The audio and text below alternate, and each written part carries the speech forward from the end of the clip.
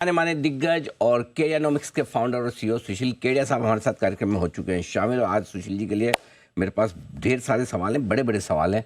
तो पहले बड़े सवाल के साथ सुशील जी शुरुआत करता हूं। सबसे पहले तो आपका स्वागत है सर, गुड मॉर्निंग। बताएं 22,800 क्या डबल बॉटम बन गया और ये निफ्टी अब आसानी से नहीं तोड़ेगा?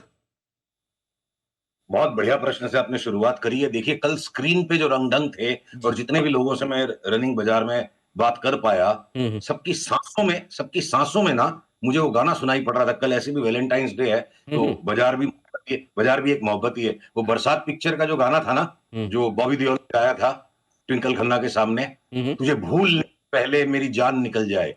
अच्छा, हाँ हाँ, वो था बराबर। हाँ, मैं बरसात पहले वो राज कपूर तक पहुंच गया था। वो तुझे भूलने से पहले मेरी जान निकल जाए, वो वाला। हाँ जी, बिल्कुल। तो कल बाजार के अंदर में ना सबकी सांसों में मेरे को वही धुन सुनाई पड़ रही थी, तुझे भूलने से पहले मेरी जान निकल जाए। अब किसकी निकली किसकी बची वो तो पता नहीं, लेकिन थोड़ा जरा कोरिलेशन समझाओ सर। तो सर, जैसे मोहब्बत में जान निकलती नहीं, खाली महसूस होता है कि निकल जाएगी, उसी तरह मार्केट भी जान कभी लेता नहीं है। बस जब वो मोमेंट आ जाता है ना, लगता है प्राण निकल जाएंगे। हाँ, बाजार बस वहीं से डरा धमका के घूम जाता है। बाजार मारता नहीं है, बाजार मृत्यु तुल्य कष्ट देता है, मृत्यु नहीं देता है। क्या तो बात। कल वो मृत्यु तुल्य कष्ट को भोग लिया लोगों ने, और चार्ट्स के ऊपर कैंडल जो क्लोज हुई है, वो निफ्टी बैंक निफ्टी दोनों पर हैमर कैंडल बनी है। मुझे एज ए टेक्नीशियन आज सिर्फ इतना चाहिए कि कल के बंद भाव से आज ऊंचा बंद हो जाए, तो मैं रात को जो 11:30 बजे मोदी जी की और ट्रंप जी की मुलाकात का जो परिणाम आना शुरू होगा, उसके अंदर थोड़े शांत चित्त से जाऊंगा। वैसे तो होना सब ठीक ही है, मैं चेहरे पढ़ने का दावा नहीं कर सकता, चार्ट ही पढ़ सकता हूं। पर पिछले 10 दिन से पीयूष जी की मुस्कुराहट बता रही है कि भारत सरकार अच्छा खासा कोई बंदोबस्त बैठा के बैठी है, और वही चार्ट्स में दिख रहा है। तो थोड़ा शांति से रात को 11:30 बजे तक जी के शांति रखने के लिए आज आप खाली बाजार को ऊंचा बंद करा दो, तो हमारे को 11:30 बजे तक शांति मिल जाएगी। और दिल कहता है कल से तो बल्ले बल्ले मचनी है वापस। अरे कॉमर्स मिनिस्टर उनकी बात कर रहे हैं हम, जो अमेरिका में है इस वक्त। राइट। आ, हमारे हमारे 11:30 बजे रात के, तो करीब करीब रात को 11:30-12 बजे ट्रंप जी की और इनकी मुलाकात का नतीजा बाहर आएगा। चलो मैं कहता हूं कि तथास्तु कि तथास्तु कल के जी। हाई के ऊपर आज हाई हो जाए, बंद हो जाए। कल का हाई हमारा 23,150 है, राइट? चलो 23 अनिल जी, 150। आप अगला जी आप अगला कोई प्रश्न पूछो, उसके पहले मुझे एक अनुमति चाहिए। मैं एक विशेष चीज आपको दिखाना चाहता हूँ। जी जी सीआर से अनुरोध है, एक बार मेरे स्क्रीन की चार्ट को शेयर करें। जी। अभी चार्ट स्क्रीन पे देखें। हाँ दिखाया हाँ जी। सर। तो देखो, पिछले सप्ताह भी हमारी बात हुई थी। हमने एक फ्लाइट टू वेंचर इंडिकेटर बनाया हुआ है, जिसका कंस्ट्रक्शन बड़ा ही सिंपल है। Small cap 250 index divided by large index, BSE small cap 250 by Sensex, अभी आपके स्क्रीन पे मल्टीप्लाइड बाय 100। तो लास्ट 3-4 दिन से जो बाजारों में कोलाहल मचा हुआ है, स्मॉल कैप बेच दो, मिड कैप बेच दो, मैं वापस टेबल ठोक के आपको ये चार्ट दिखा के कहना चाहता हूं, 2025 में 25-30% निफ्टी सेंसेक्स बढ़े, और उनके भी ऊपर 25 से 30% का out performance small cap index में आएगा। जब सबकी कोठियां नीलाम हो रही हो, उस टाइम जाके अपना फ्लैट बेच देना, अपनी जमीन बेच देना कोई बुद्धिमानी का काम नहीं है। ये पैनिक का जो मोमेंट है, ये 2-5-7 दिन बाद ही आपको दिखेगा, पूरा माहौल घूम जाएगा। अभी भी चार्ट्स बिल्कुल स्ट्रांगली बरकरार है, मोमेंटम डाइवर्जेंट है।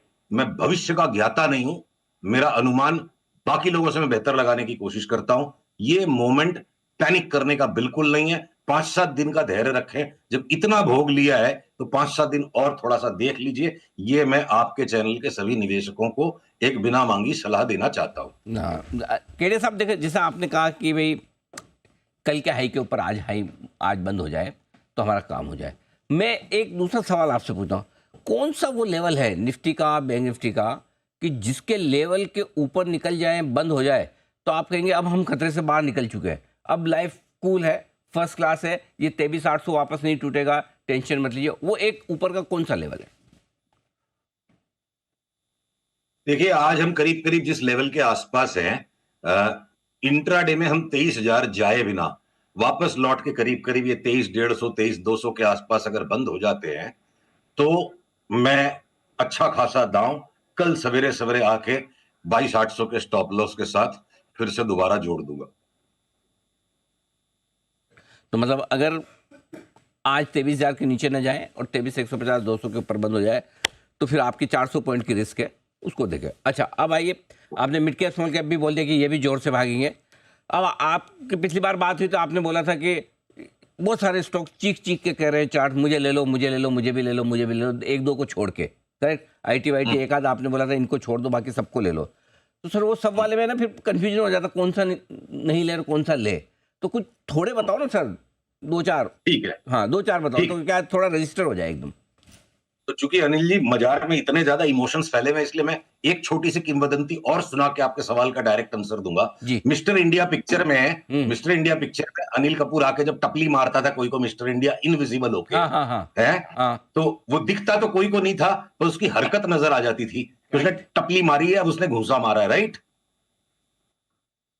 तो इसीलिए मेरा ये निवेदन है कि ये चार्ट के अंदर हमको मिस्टर इंडिया की हरकतें नजर आ जाती है। अच्छा। सीआर से अनुरोध है, वापस एक बार मेरे स्क्रीन पे चार्ट दिखाए।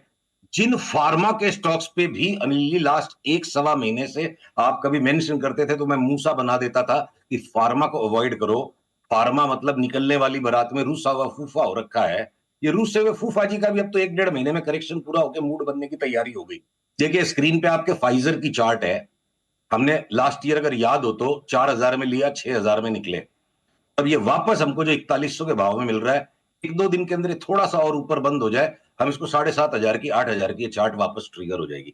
यहां से लेके फाइजर दिवाली तक 75% रिटर्न दे दे, तो ये खाली फाइजर में नहीं, इसी तरह की ज्यादातर चार्ट्स बनी हुई है। ए टू जेड पीएसयू के स्टॉक्स, चाहे वो ओएनजीसी हो, कोल इंडिया लिमिटेड हो, सेल हो, एनटीपीसी हो, आपके एनएमडीसी हो, एनएमडीसी स्टील तो डबल ही हो जाए, तो सारा का सारा पीएसयू, सारा का सारा डिफेंस सेक्टर, बहुत सारे रेलवे के स्टॉक्स, ये हमारे टॉप परफॉर्मर बेट्स बनेंगे। इनमें बाइंग का ट्रिगर बस आने ही वाला है। मैंने ये नहीं कहा कि लेके ही बैठ जाओ, एक दो चार दिन में इनको थोड़ा सा ऊंचे लेवल पे बंद आने दो। तो ये हो गई हमारी टॉप पिक्स। उसके बाद जो मेटल्स के अंदर में स्टील को बिल्कुल पीट पाट के रख दिया, और चार्ट्स कह रही हैं कि बहुत जोर की इसमें तेजी बनेगी। तब जो फंडामेंटल का रीजन मिले बिना भाई ऐसे कैसे दांव लगा दे, सही बात है। तो आज अगर ट्रंप साहब ने स्टील पे दुनिया भर के टैरिफ लगा दिए, और जिस तरह की डंपिंग हमारे यहाँ पे हो रही है और स्टील की कंपनियां करा रही है ये चाइनीज इंपोर्ट्स पे, तब तो ग्लोबल कल्चर बन गया कि टैरिफ लगाना कोई भी तरह से पॉलिटिकली इनकरेक्ट नहीं है, इनसेंसिटिव नहीं है। अमेरिका ने स्टील पे लगा दिया, मोदी जी आराम से लगा देंगे, अब तो ग्राउंड बन गया। तो अगर ये एंटी डंपिंग ड्यूटी कुछ आ जाती है और स्टील के स्टॉक यहां से 60, 70, 80% तक की चाल दे सकते हैं, तो ये फार्मा, मेटल, जो बिल्कुल कुटे पिटे पराये से सेक्टर थे, ये सारे भी अगर तेजी के लिए तैयार हैं। आरबीआई की रेट्स कट की पॉलिसी स्टार्ट हो गई, वो इंक्रीमेंटली होता है कोई भी सेंट्रल बैंक का एक्शन, या तो घटाते ही जाते हैं बार बार या बढ़ाते ही जाते हैं। टैक्सेस में रिलीफ आ गई है, और जिन सेक्टर्स के अंदर में कठिनाइयां थी उन सेक्टर्स में रिलीफ आ जाएगी सारी चारों तरफ, और चारों तरफ डर का माहौल है नहीं। तो अब ऐसे माहौल में अगर मिस्टर इंडिया अपनी होशियारी नहीं दिखाए तो कौन से माहौल में दिखाएगा? बिल्कुल ठीक बात है। और आज सुबह से हमने बड़ा स्ट्रांगली कहा भी कि आज फार्मा डे होने वाला है, और ये फार्मा शेयर मोदी जी की विजिट के पहले बहुत मजबूती से आगे बढ़ने की तैयारी है। लेकिन एक और स्टॉक जो आपका पसंदीदा है, आज कमाल करता हुआ दिख रहा है, वोडाफोन आइडिया। नीचे खुला था, वहाँ से 10% की तगड़ी रिकवरी आई है। अब 5% ऊपर है, 5% नीचे खुला था। आप तो काफ़ी बुलिश भी है, और आप कह भी रहे थे कि ये सरप्राइज करेगा लोगों को अगर खराब खबर पे स्टॉक गैप से नीचे खुल के बड़ी तेजी से भागे। क्या संकेत दे रहा है, क्या करना चाहिए? तो देखिए अनिल जी, वोडाफोन आइडिया में जितनी ज्यादा तरह की बार बार विरोधाभास से भरी खबरें आएगी, और उसके कारण जितनी इसमें भयंकर वॉलेटिलिटी होने वाली है, और जितना ये ज्यादा सबके पास है, तो इसलिए वोडाफोन आइडिया पे पहली बात तो ये है कि हर आदमी पहले अपना एक स्टॉप लॉस का रूपी अमाउंट फिक्स कर ले, और उसके हिसाब से क्वांटिटी को फिक्स कर ले, क्योंकि वो सबसे जरूरी चीज है, उसके बिना सारी कैलकुलेशन फेल हो जाएगी। तो दूसरी चीज जो इसमें बचती है कि यहां पर जो हाल है इस कंपनी के, तो यहाँ पे श्रद्धा और भक्ति रख के तो कमा लेगा आदमी, और विश्लेषण करेगा, जरा सा सोचना शुरू करेगा, डर के मारे माल बिक जाएगा। तो उतनी क्वांटिटी आप लेके बैठ जाओ कि जिसके अंदर आप किसी भी तरह की खबर को बर्दाश्त कर सकोगे, तो ये 8.5 वाला 20 तक बेच पाओगे। चार्ट इसकी बिल्कुल चीख रही है कि जो होना था मेरे साथ बुरे से बुरा वो हो चुका है, आने वाले दिन अब अच्छे ही होंगे, चाहे सरकार की मेहरबानी से हो, चाहे भगवान की मेहरबानी से हो। यहाँ पास्ट की खबरों को देख करके अगर आप अफेक्टेड हो रहे हैं, तो ये इन्वेस्टिंग करने का तरीका गलत है ऐसे टर्न अराउंड स्टॉक्स में। बहुत बढ़िया सर, आपने बिल्कुल सही बात की कि उतना ही खरीदें जितना आप संभाल पाएँ, डिलीवरी लेके रखें और थोड़ी क्वांटिटी लेके रखेंगे और एक स्टॉप लॉस अपने दिमाग में बिठा लें तो ज़्यादा ठीक रहेगा। केडिया साहब, बहुत बहुत धन्यवाद आपका, आपने समय दिया और बहुत विस्तार से और अच्छे तरीके से आज आपने पूरा बाजार का डायरेक्शन और साथ ही आउटलुक और सबसे बड़ी बात आपने वो सेलेक्टेड स्टॉक भी बताए जहाँ इस बाजार में पैसा लगाया जा सकता है और सबसे बड़ी बात कॉन्फिडेंस दे दिया आपने लोगों को कि डरिए, घबराइए मत, प्राण छूटेंगे नहीं, लगेगा प्राण छूटने वाले, लेकिन आप मौत के मुंह से